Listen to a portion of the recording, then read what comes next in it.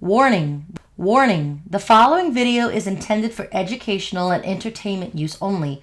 The content will include disturbing images, violent scenarios, and explicit language. This video is intended for 18 plus and older audiences. Viewer discretion is advised. Here we are at South Bank Street. This is located near Penn's Landing, as you can see in the video that we're zooming in so you can see the sign of Penn's Landing. This is located at the southern parts of Center City and then the location within the South Philadelphia region, how they interconnect. Now, as we walk into this alleyway, you will see that the South Bank Street will lead to this intersection of the historical value of a landmark that is no longer here. Here at this location is known as the Virgilio's restaurant that was once allegedly owned by Phil Testa, who was the reputed underboss of the Angelo Bruno regime and will become the future mob boss once Angelo Bruno is gunned down. And another thing that takes place in this restaurant was Frank Monte, Nicky Scarfo's future consigliere, will also work here at this establishment, as it was reported in several paperwork. In addition, this is also a tragic event that not only took place for Philip Testa, but also his son Salvatore Testa. As for Philip Testa was last seen at this place on March 15, 1981, just a few hours before his untimely demise.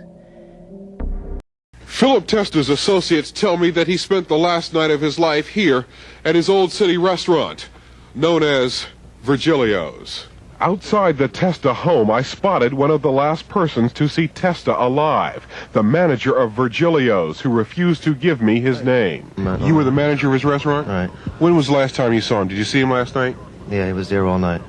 And what time did he leave? I left before him. Did he say anything last night? Did he seem to be upset or know that he was in danger? Very good mood.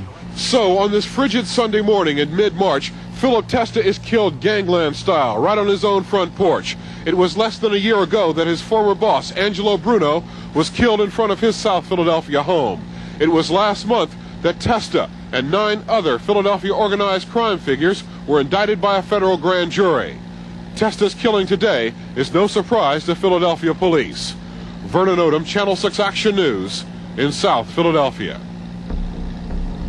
Several of the people that work with them, as you can see in the news footage, had said that they last saw him just before he stepped onto his porch and was killed from an immediate explosion that was set by a bomb underneath his porch that was detonated.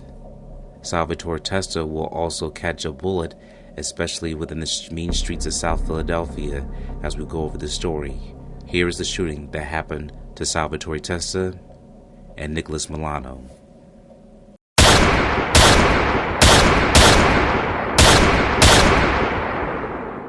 On March 30th, 1980, on a Sunday night, slightly past midnight hours. Here is from the Philadelphia Inquirer: 2-day mob incident in 9 days by Dwight Ott and Jack Severson. The son of the heir apparent of Philadelphia's organized crime family was shot and seriously wounded early today outside a restaurant reported to be owned by his father. Salvatore Testa, 23 years old, of 2117 Porter Street, son of Philip Chicken Man Testa, was shot in the abdomen outside Virgilio's restaurant, 5th South Bank Street at 12:20 a.m. Phil Testa was reputed to be the underboss to crime boss Angelo Bruno, who was slain execution style March 21st on the streets of Philadelphia outside his South Philadelphia home. A second man identified as Nicholas Milano, 19 years old, of 3000 South 15th Street, was shot in the chest, police said. Both men were taken to the Thomas Jefferson University Hospital where they were reported in serious condition. Police said a lone man shot victims outside the restaurant, then fled.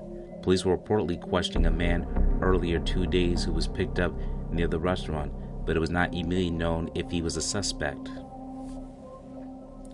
Just 9 days had passed since Bruno was slain with a shotgun blast as he sat in a car outside his home in 934 Snyder Avenue. Bruno was buried on Wednesday. We'll conclude that article from the Philadelphia Inquirer. That was on Sunday, March 30th, 1980, as the shooting occurred hours before this article was being reported. The next day, the Philadelphia Daily News picked up a source and stated this by Philip Wise: cops, Testa not shot by mob. So this was not a mob hit, according to the Philadelphia Daily News. Sitting in his apartment on Bank Street near Market late Saturday night, artist Christopher Hodge heard a commotion outside and thought to himself, well, spring is here. What Hodge apparently heard was an incident leading to the shooting shortly after midnight of Salvatore A. Testa, 23 years old, son of reputed mob under boss Philip C. Testa outside Virgilio's The Restaurant. Phil Testa is said to control. And despite inevitable speculation of the shooting was tied to the killing of mob boss Angelo Bruno, 8 days before, police yesterday were going along with the artist's opinion and calling it just another street-side explosion of tempers.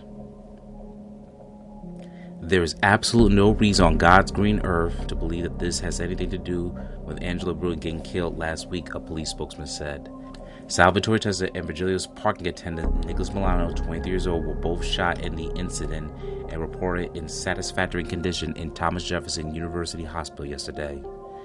Testa of Porter Street near 21st in South Philadelphia was hit once in the upper leg and groin area. Milano of 15th Street near Pollock suffered multiple abdominal injuries and fractured a left leg from at least one gunshot wound. Testa and Milano were not answering detectives' questions yesterday.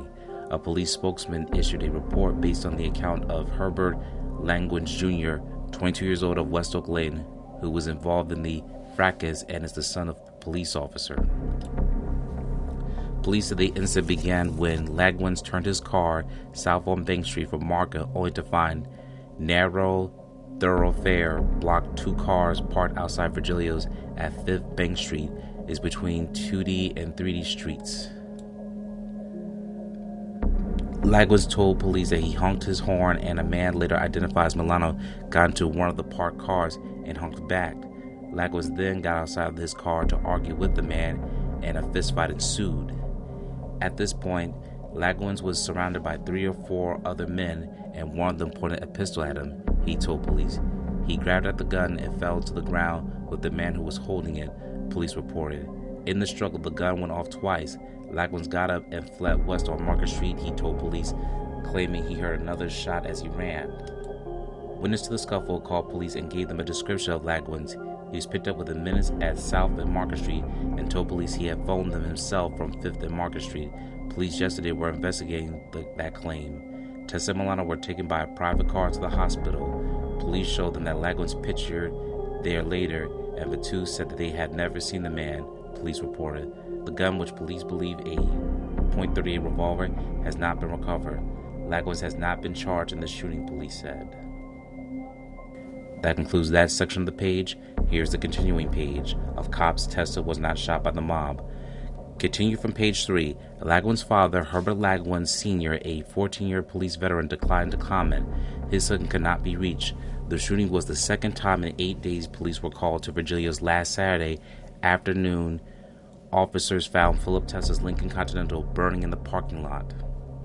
Law enforcement authorities have called Testa as the Don who controls the mafia, running numbers and loan sharking operations in the Philadelphia area. Testa spends much of his time at Virgilio's, and authorities say he owns it, although a man calling himself the restaurant's manager phoned the Daily News last week to say 3 other men whom he wouldn't name own it. However, a check of the city's tax records today disclosed the building's owners are listed as Philip Testa and his wife Althea of the Porter Street address. Records indicate they bought this place September 21st, 1976.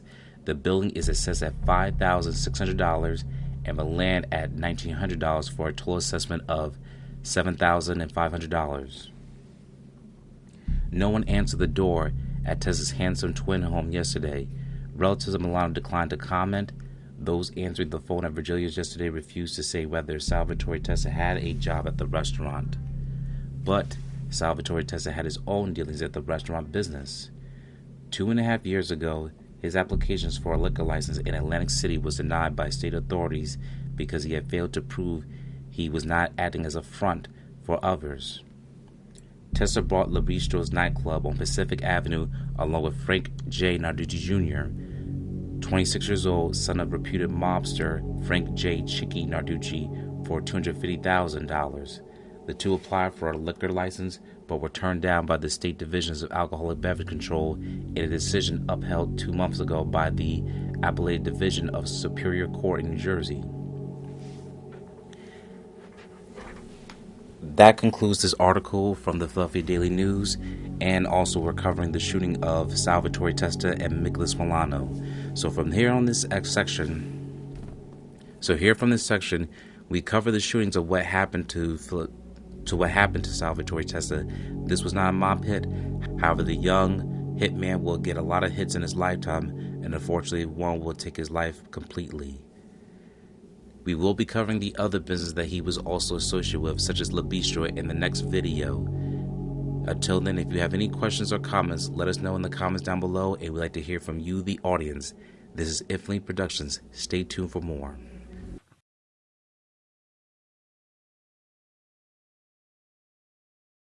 Thank you for watching this video. Please subscribe to our channel and check out more of our content. Feel free to give your feedback and suggestions on what we should do next in the comments. This is Infinitely Productions. We love ya.